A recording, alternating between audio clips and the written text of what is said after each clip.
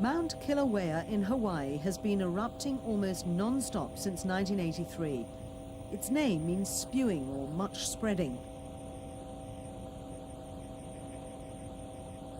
Thousands of hectares of forest and hundreds of homes have been destroyed by lava flowing down its slopes towards the sea. Despite its destructive power, the people of Hawaii's Big Island have got used to living with the volcano. Oozing over the ground at 1200 degrees Celsius, the lava consumes all in its path. Kilauea has claimed 3 lives in the past year. Although it's a dangerous and unpredictable neighbor, most locals appreciate that Mount Kilauea is also a big attraction to tourists who provide an important source of revenue. But spreading through the lush rainforest is an alien infiltrator which has got the people of Big Island really concerned. What is this new menace? A tiny frog. The first Coqui are thought to have arrived in a consignment of plants from Puerto Rico. The State Department of Agriculture says harmful invasive species like the Coqui are the greatest threat to Hawaii's economy and environment. The frog is the state's fastest breeding and most destructive invader. Coqui produce around 6 clutches of 25 eggs a year. Unlike most species of frogs, this tree dweller has no tadpole stage. Once the eggs are laid, the male takes over. He keeps them moist, and after a fortnight, fully formed frogs hatch. Hawaii University's Bill Mautz and the Department of Agriculture's Domingo Cravalho are particularly concerned about the Coqui's effect on insects and crustacea known as arthropods. The Hawaiian ecosystems and island ecosystems generally don't have a lot of vertebrates in them. We've only got birds and 1 native bat here in Hawaii. We don't have frogs and reptiles as native species. So these frogs represent a new vertebrate predator on the scene. And my calculations indicate that they're probably consuming on the order of 200 kilograms of forest arthropods per hectare per year. So suddenly they're commanding a huge lot of the productivity of the whole ecosystem. We can expect a disruption of the arthropod communities from that, and it may even trickle down to affecting bird communities. As damaging as the frogs are, they could spark a much greater ecological disaster in the future as food for a much worse predator. The brown tree snake has been island hopping across the Pacific towards Hawaii, where it would flourish on the Coqui.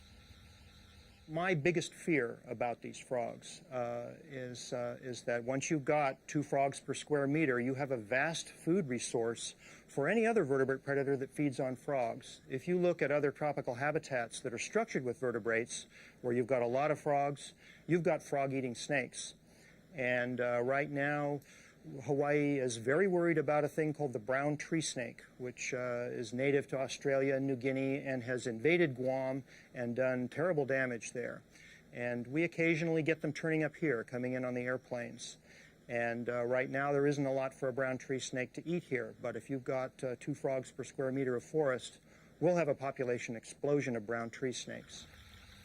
The Coqui aren't just an ecological hazard, they're also loud. The name derives from their incessant nocturnal mating call of Coqui. A lot of the noise that this frog produces has been very annoying to our locals and as well as visitors coming to Hawaii.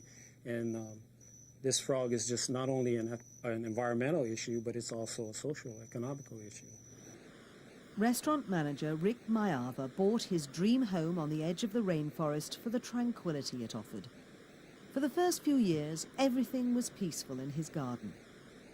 Then the Coqui arrived. As night falls, the frog's mating calls get louder and louder the darker it gets. Nighttime sound levels can hit 90 decibels, as loud as a lawnmower. Rick Maiava is trying to live with the noise. I can back them up a little bit away from my home just to give me a little bit of peace at night when I go to sleep. I can keep them within maybe 50 feet or 50 meters, let's say. But in the forest, when they start hitting the deep vegetation, there's no way I can control that. There's nothing I can do in there. Waterfalls like this near Big Island's capital, Hilo, are fed by the second highest rainfall anywhere in the United States. It makes for spectacular scenery. The pure water provides the perfect breeding ground for the Coqui. The use of pesticides has been very tightly controlled for fear of contaminating Hawaii's water supplies.